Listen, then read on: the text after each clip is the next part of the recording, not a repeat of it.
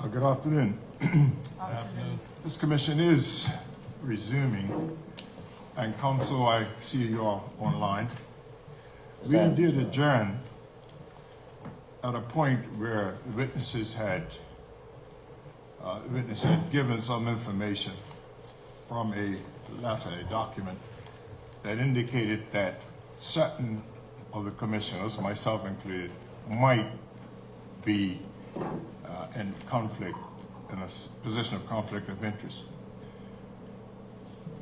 However, we have deliberated on the matter with council and have come to some decisions. One, the issue of lawyer Philip Parent-Chief, who from the documentation represented, we believe, the claimants.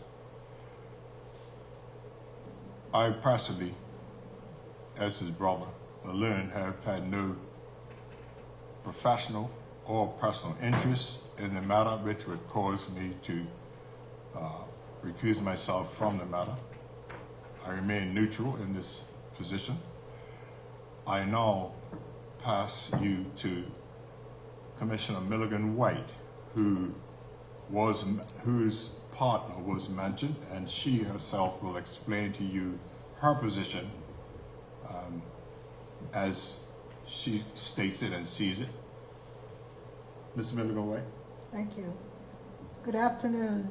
Good afternoon. Yes, I'm a partner of Arthur Hudson, and but in a completely different department. I head up the corporate law department, which deals with business, setting up companies, legal opinions, in connection with that. Mr. Arthur Hudson does primarily property law and litigation, and we don't share clients. So I wouldn't know what his client base would be, number one, or what he's doing in connection with those clients. So I've concluded that it really isn't a conflict of interest either. So I apologize for bringing it up so late, but this was the first time I read that letter. Yes, council, we've dealt with the matters of whether or not there should be any recusal of commissioners and decided that there should not be. And at this point, I wish for the commission and yourself, council, to continue the evidence of the witnesses as before we actually adjourn. And I would request that the witnesses continue their testimony. Thank you, Chairman and Commissioners. I propose at this time to have the witnesses continue giving their evidence. We will take it as far as, we're able to go. And in respect to the evidence, I wish just through transparency, just to indicate that we'll take it to a point, and thereafter the recommendation on my part is that the evidence to be led will be in camera, because we wish to maintain the integrity of the process, and we will have evidence heard by the commissioners in camera to maintain the integrity. I would ask the witnesses to continue, and then the witnesses will make submissions to the commission. Thank you. Yes, council, I would ask, make a request that at a point where you consider that the witnesses and their evidence should be heard in camera, if you make that point to myself as the chair, and I will take it upon advisement. And Thank so what you, action I Chairman. would take after that. Thank you. Witnesses, you may continue your testimony. Thank you. We were at slide 93.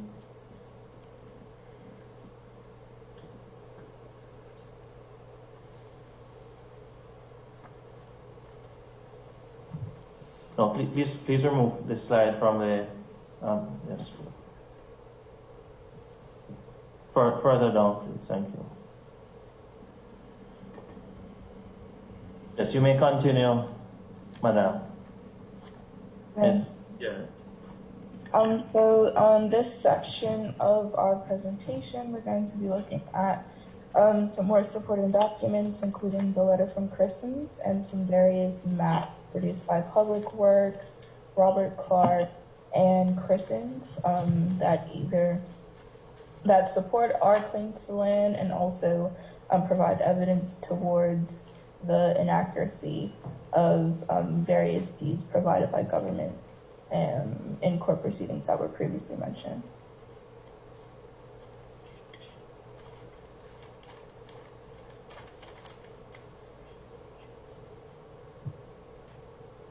Now, in respect of CHB Christian, was he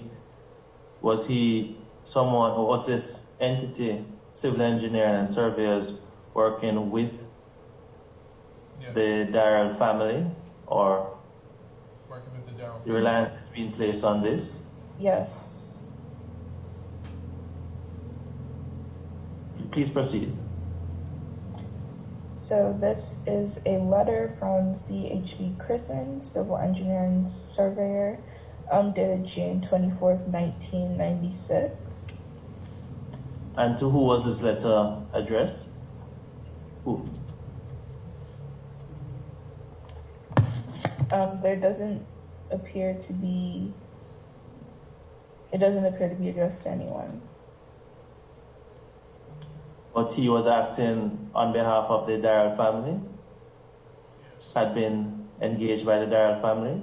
Yes, he had been engaged by the Darrell family.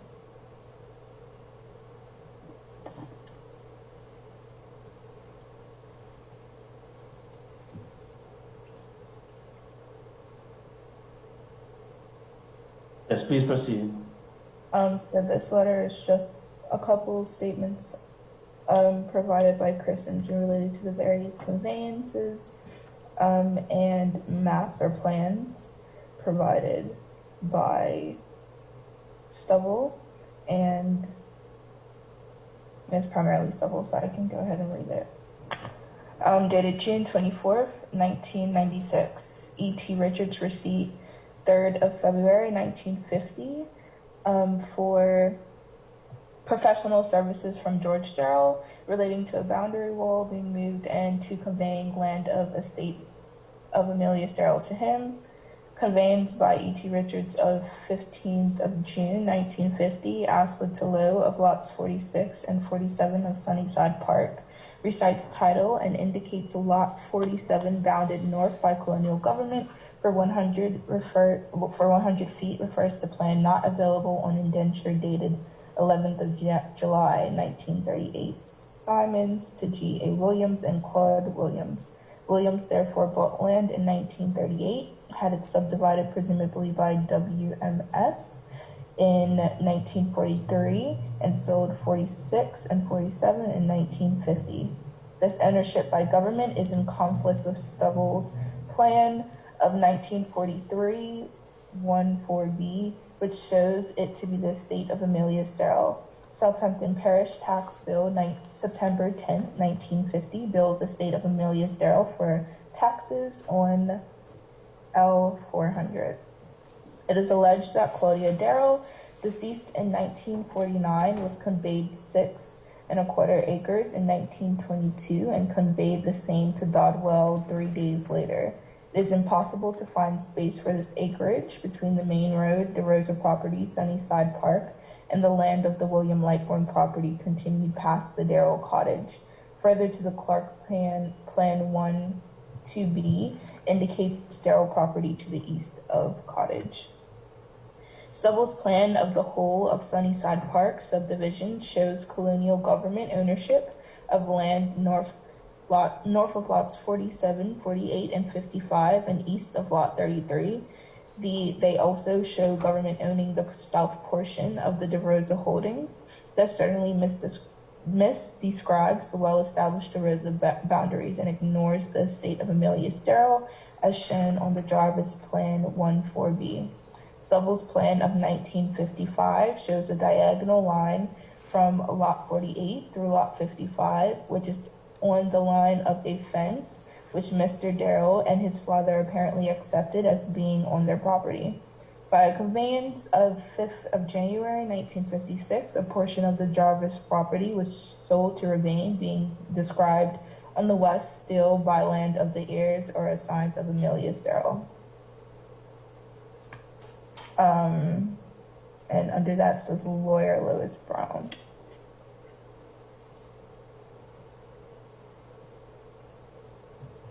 Yeah, thank you very much.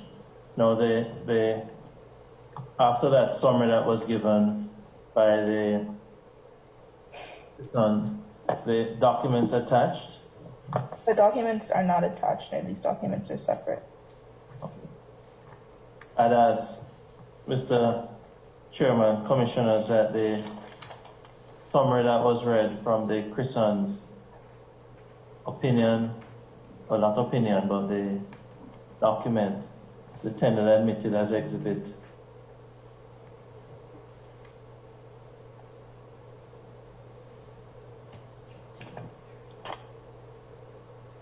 DM4.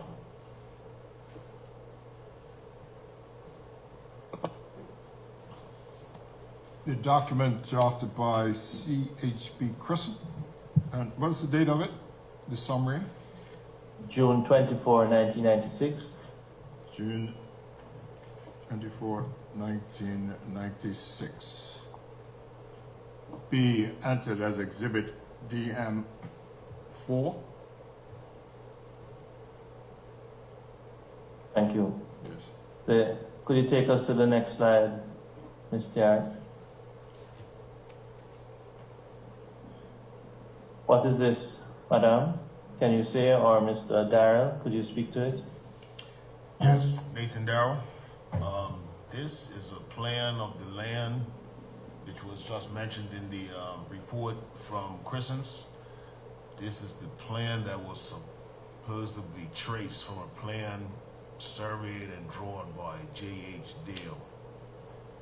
Okay, I was going to ask you to speak up into the microphone. Could I have the entire document shown, please? Could you minimize it?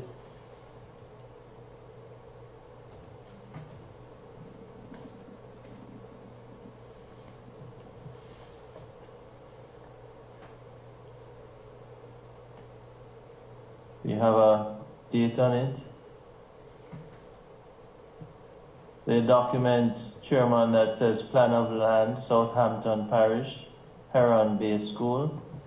I'd ask that it be tender admitted as DM5.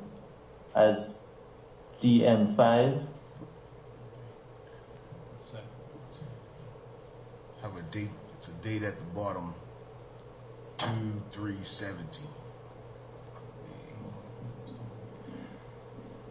Yes, Council, you've requested that the plan of the land outlining the property for the Southampton Glebe School with the date, Heron Bay.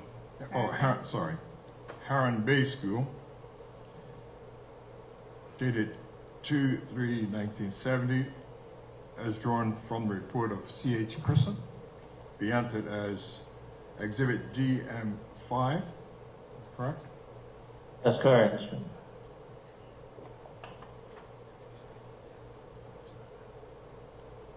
That's correct. Could you go to the following slide?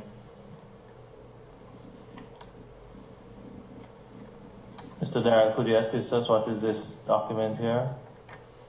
Yes, this is another plan of the proposed same area that was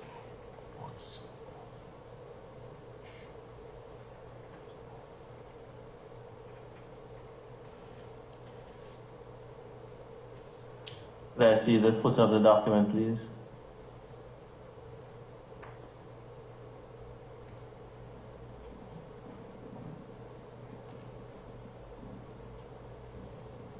Could you enlarge it a bit to the left side, please?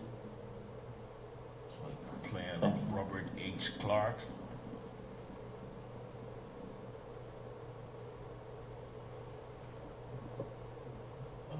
see a reference in the bottom left corner to J.H. Dale plan of 1932. So just speak into the microphone for me. There's also a reference to the J.H. Dale plan dated November the 10th or 19th, 1932. Thank you. Mr. Chairman, could I ask that this plan, which refers to which is a Robert H. Clark survey, Robert H. Clark in the bottom right corner, and the note in respect of the note in the left corner, which has a date November 10, 1932. I'd ask that this be tendered as DM6.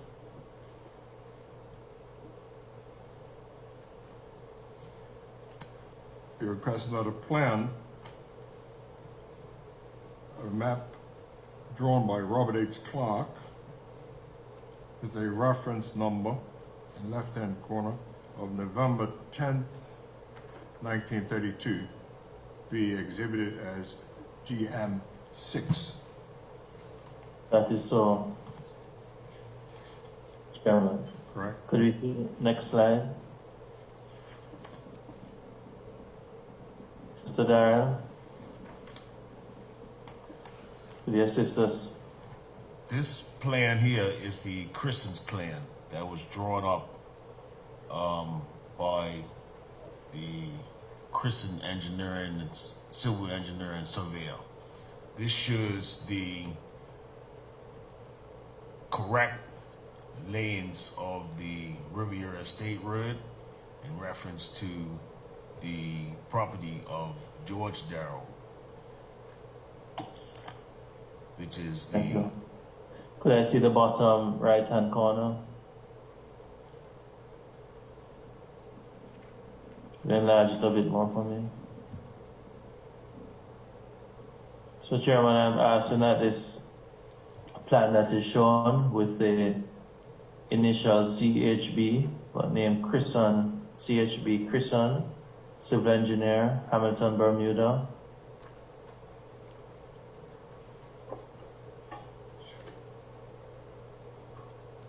(309-1/1), dated February 6, 19. Is that 45? I'd ask that the tender admitted as exhibit DM4A. DM4A. 1995. 1995, sorry. 1995. You wish to have an exhibit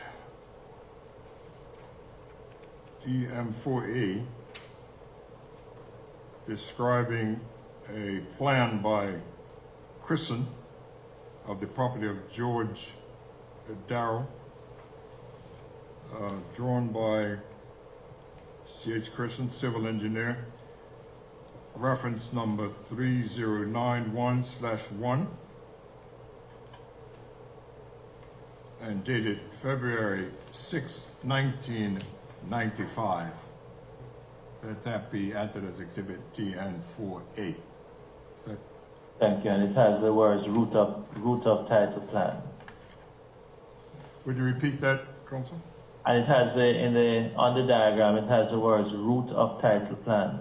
Route of Title plan. Title plan. Would you repeat that again? The Route of title plan. title plan. Yes. Route of title plan, scale 1 to 500, as displayed projected on the screen. Yes.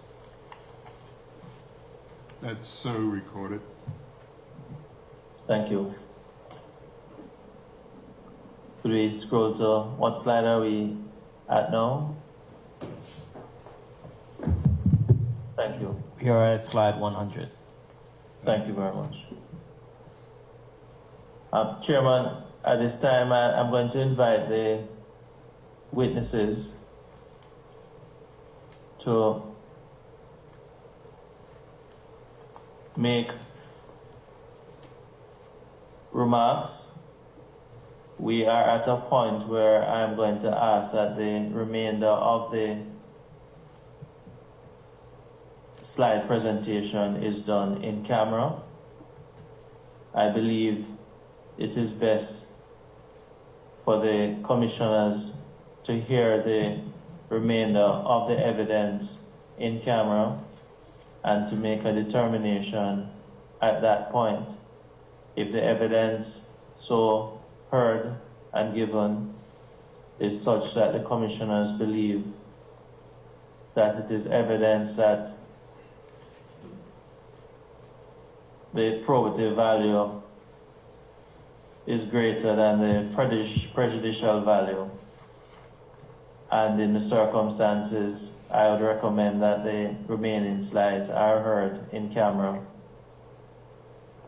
However, the witnesses may, before that is done or an order as such made in that manner, may wish to offer comments with regards to the evidence which has been given so far before we consider going to hearing evidence in camera. That is my submission, Chairman, for your due consideration. Yes, Councilor, well, this commission is well aware of the rules of the Commission of Inquiry as drafted in 1935 Act, which allows this commission to hear evidence upon our consideration in camera. And in this instance, we will, when we adjourn, consider your submission, number one, and the efficacy of taking this Commission of Inquiry and hearing the witness evidence in camera, which means that the media will be recused from participating and broadcasting the case live. But that would occur not at this point. It would occur when we resume tomorrow.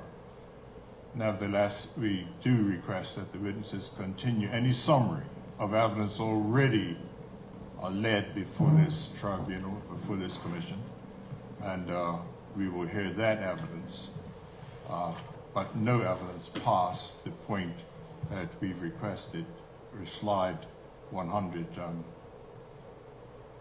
indicates certain matters that would be best heard in camera. So, Councilor, if you wish to make a final comment before we request that the just for Act and further information of the witnesses as to the process. Thank you, Chairman. Could I ask that the slide is removed from the screen? Thank you. I'll start first with Mrs. Cynthia.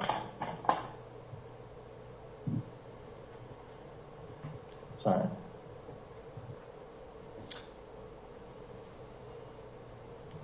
I'm having a junior moment, not a senior one, a junior one.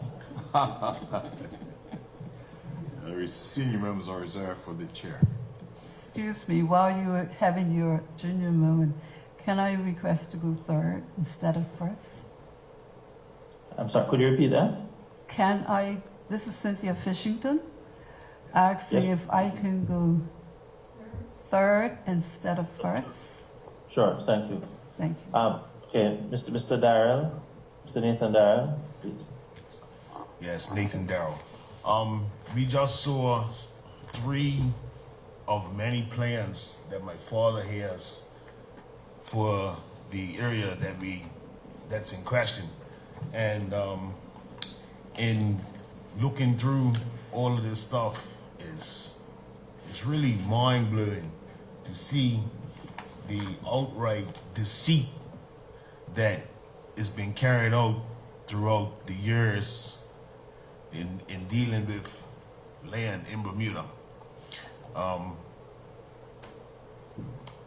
I have taken the plans myself and traced them and like played around with them and put them on top of each other and all of that. And for the most part, maybe out of 7, 2 or 3 may line up.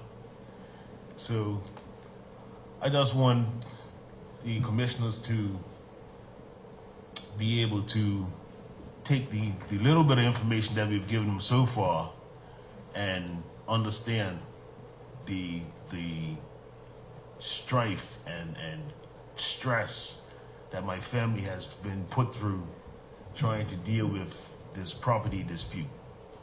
Thank you. Mr. McMahon? Yeah, Donald McMahon. I guess to piggyback on what Nathan said, basically, my whole life I've just been hearing the property situation, and I used to listen to it and say, "That's unbelievable. It's impossible that could happen," and all that sort of stuff. I went to Harambay School, and I was there when they cut into the bank or something, and that's when my grandfather. That's when the action started taking place. Then I ended up going to Port Royal School. And first time I was hearing my mama make comments, say bad things about somebody was when Mr. Paul came to our school. It was a prize giving. And I looked at it and said, "What? That's not like you." And she said, "That's the person that stole Grandpa's property." So that's when I said, "Oh, okay." So everything started clicking together. I used to put a lot of time with my uncle. I used to go to situations and stuff. I said, "This is impossible." He said, "Yeah, this happens, just come and watch." And I used to go to the meetings and stuff, and it says, "It's unbelievable." I was in the meeting with when the lawsuit. Adjust your microphone. Take your microphone a bit closer to you, please. Yes, Okay. I was in the meeting with the judge. He called the cake judgment, and I just said it's small because every time my uncle was trying to prove a point, "Oh no, Mr. Darrell, we don't want to hear that. We don't want to hear that." And but my uncle says, "Well, the same property that you're taking from me, saying it's mine, that's the same property we were in a court case with, and you said it was government's." When he was a Solicitor General, and I was just sitting there looking at him. I didn't say that because mine was there, don't say nothing, but I was saying this is unbelievable. Like, to really just sit there and see it for yourself, it's unbelievable. And what hurts the most is the fact that my great-great-grandparents worked hard for this property. You know, they worked, they bought it, they paid their taxes on it and everything, and then to come along and say, "This is not yours, this is ours from way back then." But you have no receipts. We have receipts. We have all the evidence that is ours, and we go to every time you go to a court case, you just see a different plan, but it's no deeds, no nothing like that. But you come up with a different plan. They actually show deeds. They can't show no deeds, but it's a different plan. My uncle was threatened to be locked up in 1983 because he cut into the property, and every time he went back, he says, "Well, I'm not locked up yet." You know, you threatened to lock somebody up. He blocked the road and all that sort of stuff, and still didn't get locked up. And the reason why, because the road was on our property. The letter from Anthony Spurling and Kent, when it says we own 100 feet by 70 feet, and it says the vestry books. Okay, let me get that. Says.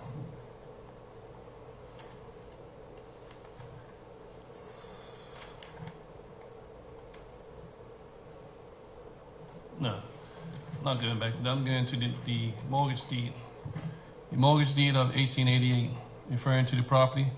A parcel of land in Southampton Parish, bounded on the north by land formerly of Anthony Darrell, deceased, and now in the occupation of possession of William Lapham, and therefore measuring 100 feet on the south by land formerly of Thomas Cooper, deceased, and now in the occupation of and possession of Joseph Francis Darrell, there measuring 100 feet on the east by land in the possession of Frost and Mary Cooper, and they are measuring 75 feet, and on the west by the tribe road.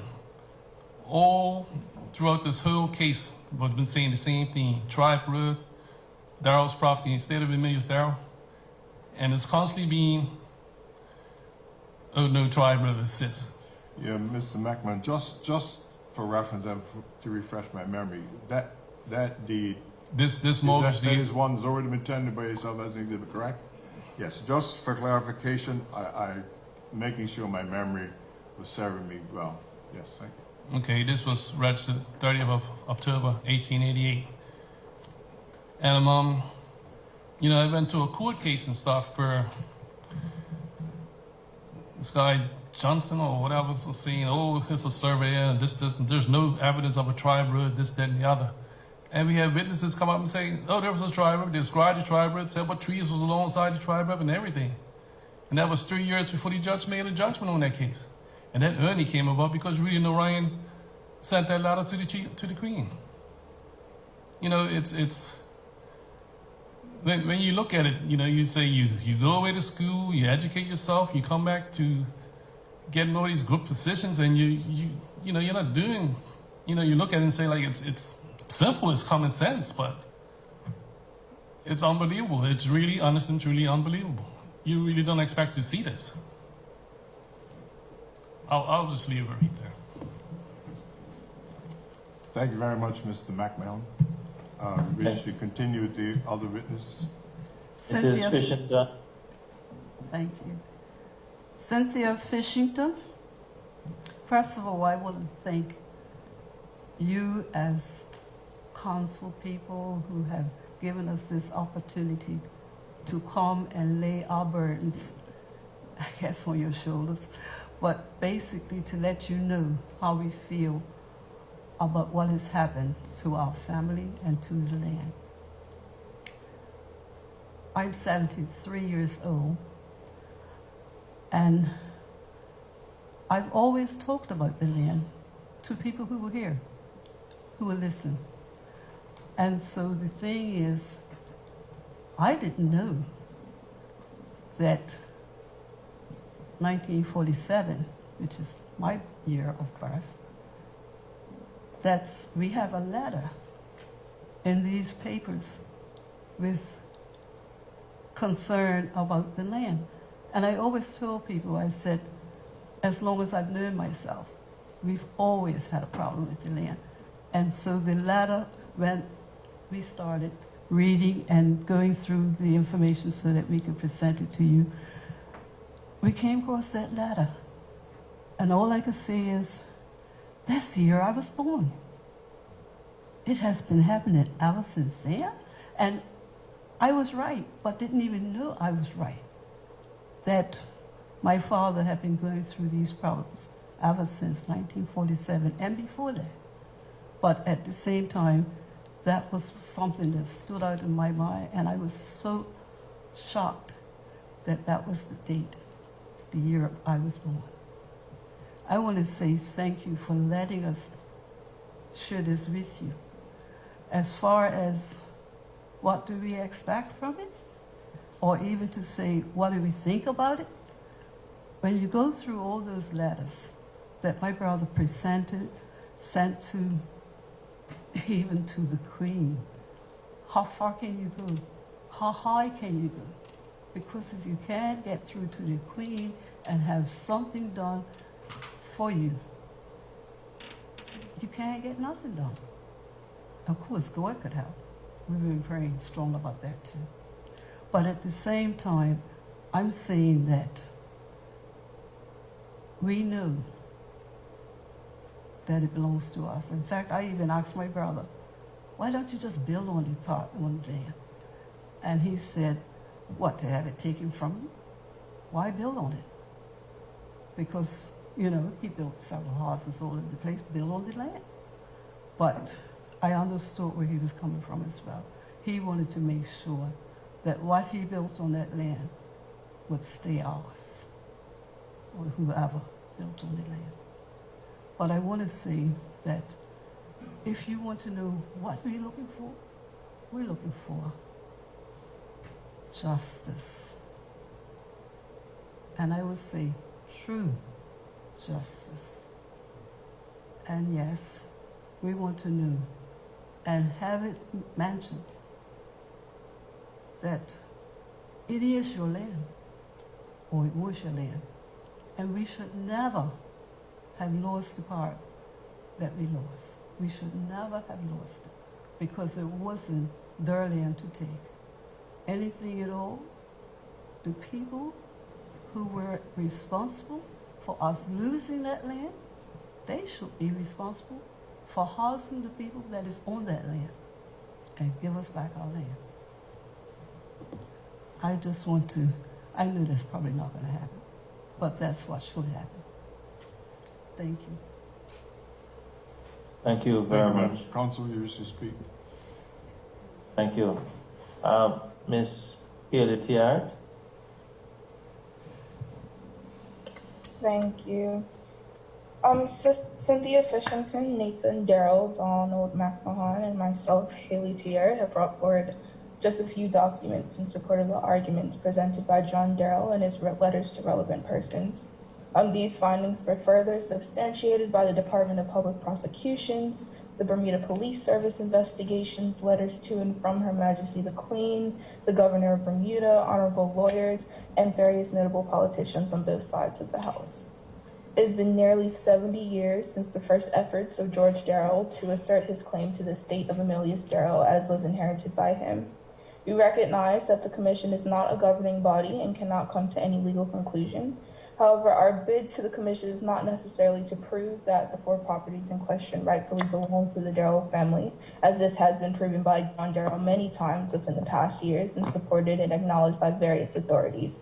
Rather, our bid to the Commission is threefold and reflects the wishes of John Darrell and the surviving relatives. Firstly, we want to identify the status of the uninhabited land that belongs to the estate of Emilius Darrell, especially considering that the Heron Bay School is set to close and a portion of the existing land remains undeveloped and uninhabited at the moment. Secondly, we want to submit we want the Commission to submit an official recommendation to compensate the family of John Darrell. In 2002, John Darrell requested a sum of roughly $175 million, which is now valued at roughly $252 million for compensation of the 37 houses, 2 taxis, and numerous other damages and debts incurred by him during that 50-plus years that he spent fighting for the estate of Emilius Darrell. And we are sure that this number in reality should be much larger to account for the generational wealth and opportunity robbed from the descendants of George Darrell, who would have been supported and benefited if the property was not stolen from its rightful owners. Thirdly, we would like the Commission to submit a recommendation to the Premier of the Government of Bermuda to publicly acknowledge the wrongdoings of the involved parties and the inaction thus far to address this long-standing issue.